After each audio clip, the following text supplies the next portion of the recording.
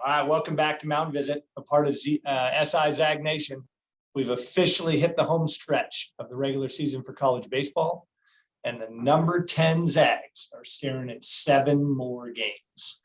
Unlike 2021, the Zags are healthy coming into the last couple of weeks and continue to prove their worth when it comes to the potential of hosting the program's first ever NCAA regional.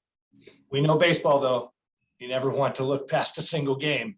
So the Zags host WCC foe Santa Clara this weekend before finishing up league play next weekend at second place USD. We have Coach Winston back on the show to give us a glimpse of what to expect. Winnie, what's going on, big guy? I'm just excited to be here and talk about the Zags. Appreciate you having me. Hell yes, man. So tell me, you had a week off. How'd it feel? I think it was good. Guys were able to, kind of catch your breath a little bit. It was over finals week, so our guys dominated in the classroom as expected, and that was really good. It kind of gave us a chance to, a couple guys are dinged up a little bit in certain areas, and we were able to, kind of weather that, I think, and I think it's going to be a positive moving forward in terms of, how we'll play this weekend. Well, think about it, right? Let's go a year ago today. You used the word little banged up. We're much better than we were a year ago going into the final couple of weeks, would you say? Absolutely. Yeah. No, last year was tough and we had some major injuries. Those guys, for the most part, are all back and healthy with Hughes and Lund and Zeglin, who are all huge pieces. We're able to get, Shea Kramer took a ball trying to bunt a few weeks back off his finger. So this week was kind of some time to get him some rest. And, we got another guy that's a big piece that, had a sore oblique kind of the last couple weeks. So we're able to get him, some time. And so I think this week off has been beneficial for the Zags and for many reasons. Well, yeah, and the last team we played, this is baseball talking to us, right? So the last team we played was University of Washington Huskies. I called that game on color, and you never want to take it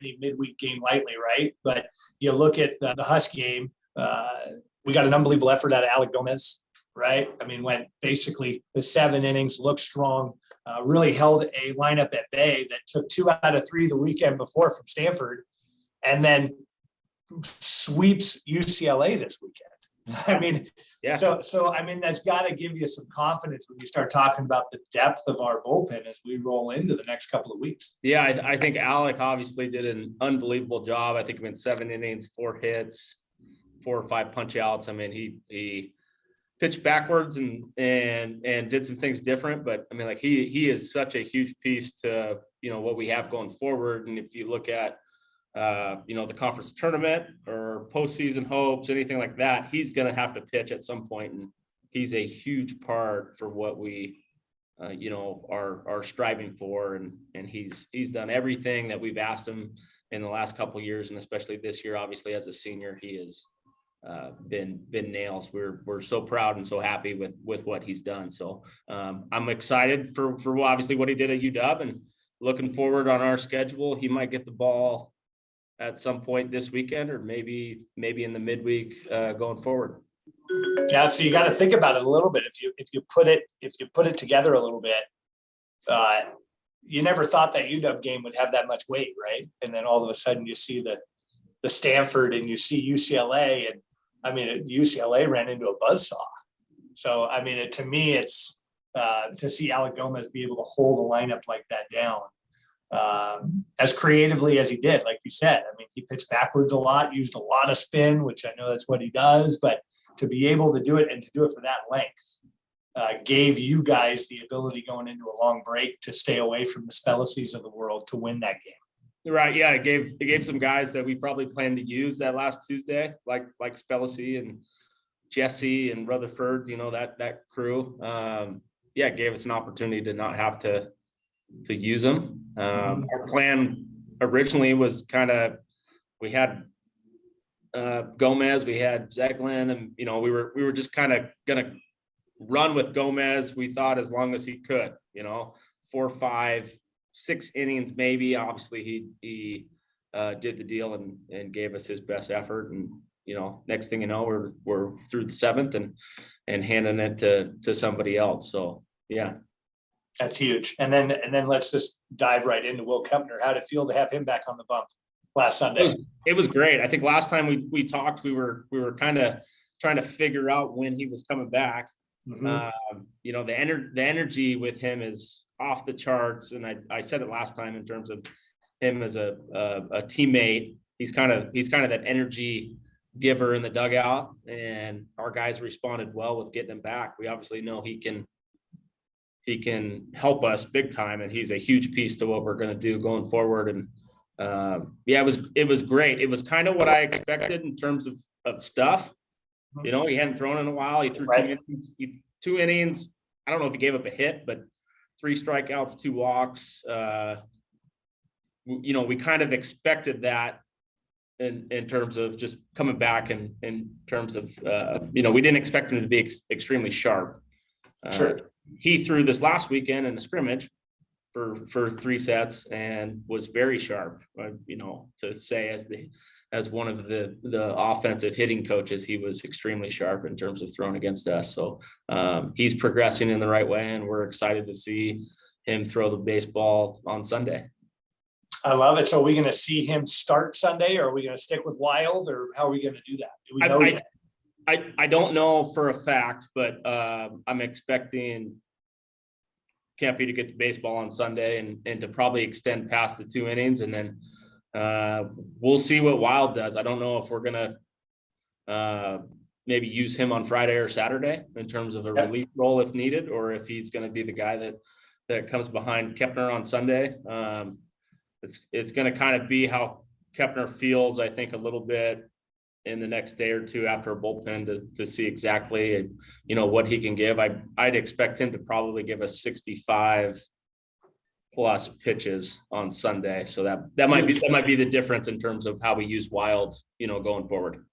What a bullet in our gun to have Owen in the bullpen now. I mean, that's pretty impressive to see a guy who did as well as he did, that was almost sparked by his outing in Stillwater, and then turned into a constant in the starting rotation, to have that confidence, that mound presence, and be able to now put that in the bullpen with a Zaglin, with a Gomez, with a Brody Jesse, with a Spellacy.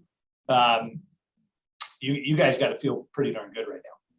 Yeah, I think all 3 starters on the weekend are giving us a chance to be in position to win.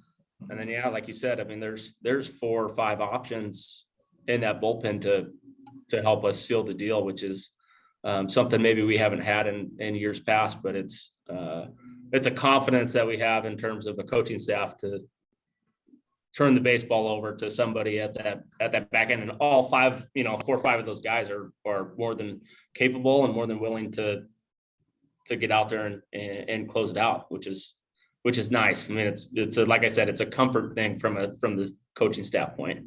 Right. So now we look at the Santa Clara Broncos. We look at them. They are coming off they lost 3 to Portland, right? But we don't want to underestimate. You look at their record; they're above 500. We're kind of in one of those Creed moments, right, where we have everything to lose, they have nothing to lose. School's out, they're traveling up. We had a week off. What should the Zags expect out of Santa Clara? Yeah, I think we're going to get their best effort. I've been kind of saying that all year, especially to our team we've been playing a pretty good brand of baseball, and everybody's going to give us their best effort, whether it's at home or on the road. Mm-hmm. If you look back 2 weeks ago, Santa Clara, I think, was in 2nd place. Right. And they had a tough weekend, and that's baseball, and they lost some close games, and Portland's a very good team. They're playing really, really good right now at the right time.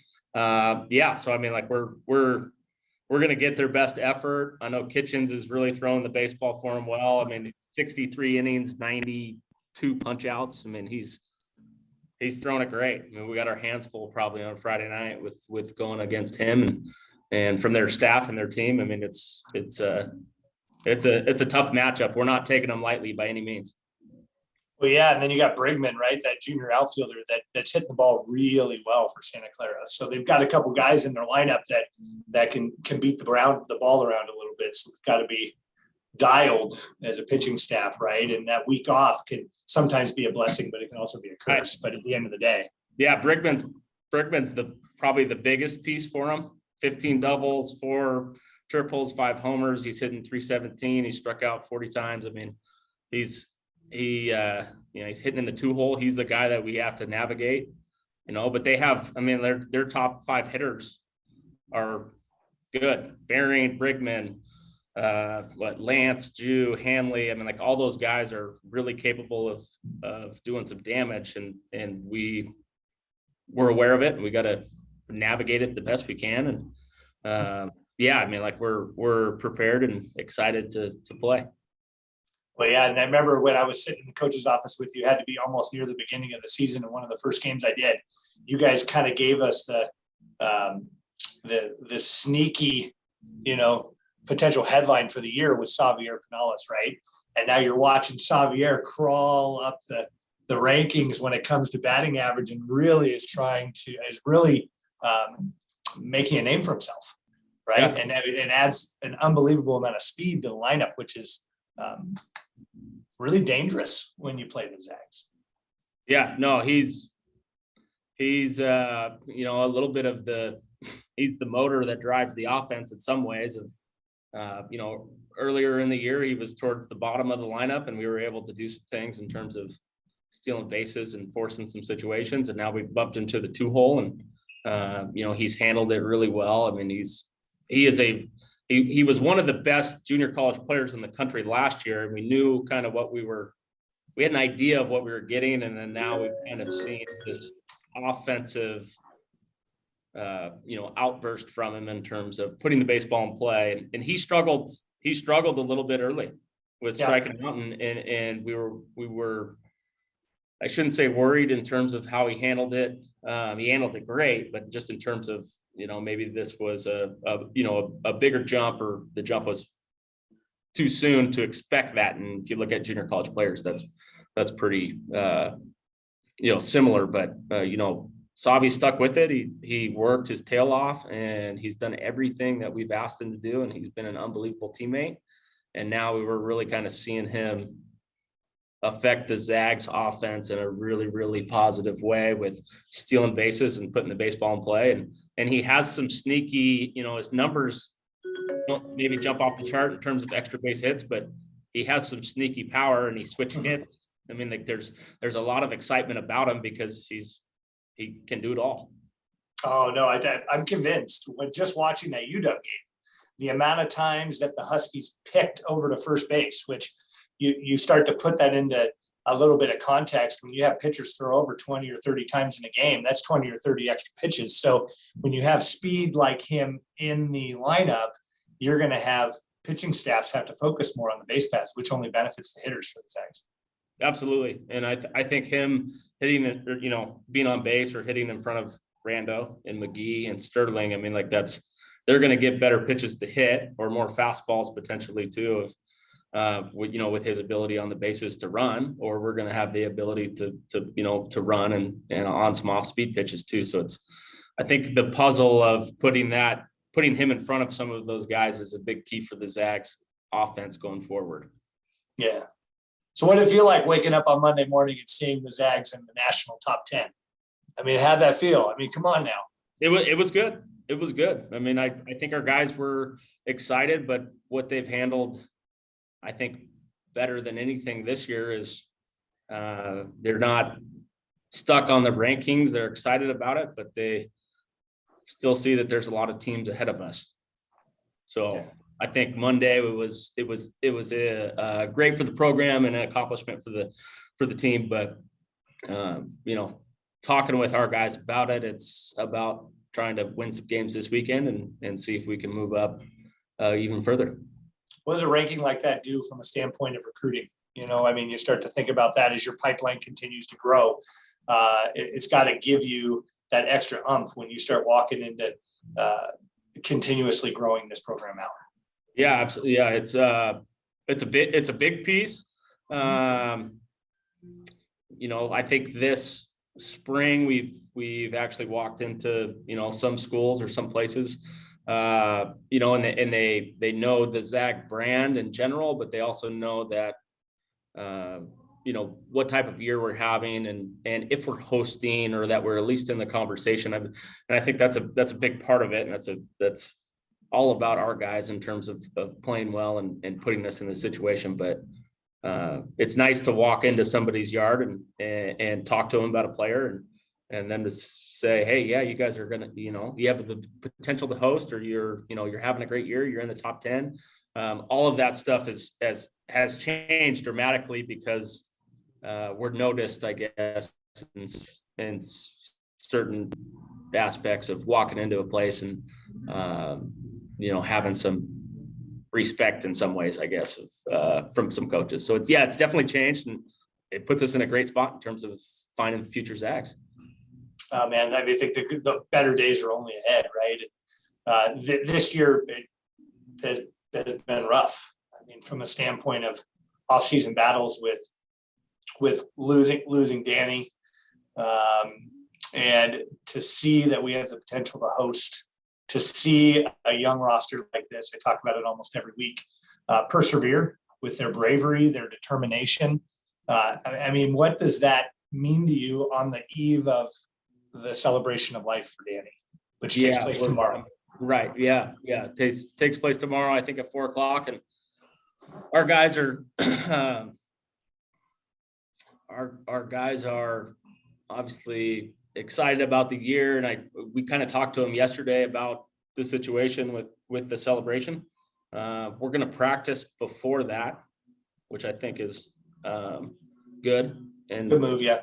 I think the way we put it is Danny would want nothing more than for us to have the best practice, get prepared for the weekend than anything, and I think that's special, and this group understands it, and that's the plan kind of going forward. It has been a tough year, but there's a lot to celebrate, not just Danny, but with the Zags program, and that's exactly what Danny would want. Well, I have no doubt that tomorrow's celebration will only fuel what will be the energy needed for the next 7 games, right? We've got 3 here that we host. This is the final homestand. Senior Day is on Sunday. And let's be real, we've got some upperclassmen that are really special and really the center of everything in this roster. This Senior Day is going to be a special one for you guys. Yeah, it should be. I mean, we have Tyler Rando's been a huge piece. Michael Spellacy has been dominant in some ways in terms of the last couple of years of throwing out of the bullpen. You have Gomez, you have Shea Kramer, who's a grad transfer.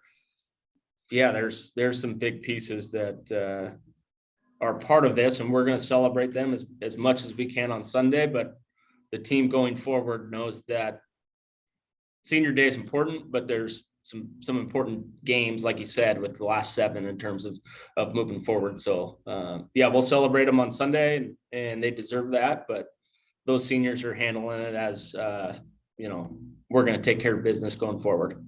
We're going to celebrate it with the series win, right? Because you've always said, in order to win a championship, it's all about those series victories. And this is a homestand. We can't take it for granted. So I look forward to watching you win another one. Yeah, no, it's winning series puts you in the right place. And obviously with San Diego being off this weekend, we have a really, really big series with Santa Clara moving forward to then go take on the Toreros down there in San Diego. So yeah, it's nice to play really important games late and mid to late May. That's what we want to do. Well, I love it. Well, go get yourself a series victory, man. Go continue to position yourself perfectly well to get that regional. I want to be at regional games. That I just thinking about it gives me chills. So good luck this weekend, Winnie. I appreciate your time, man. Okay, thanks, Mike.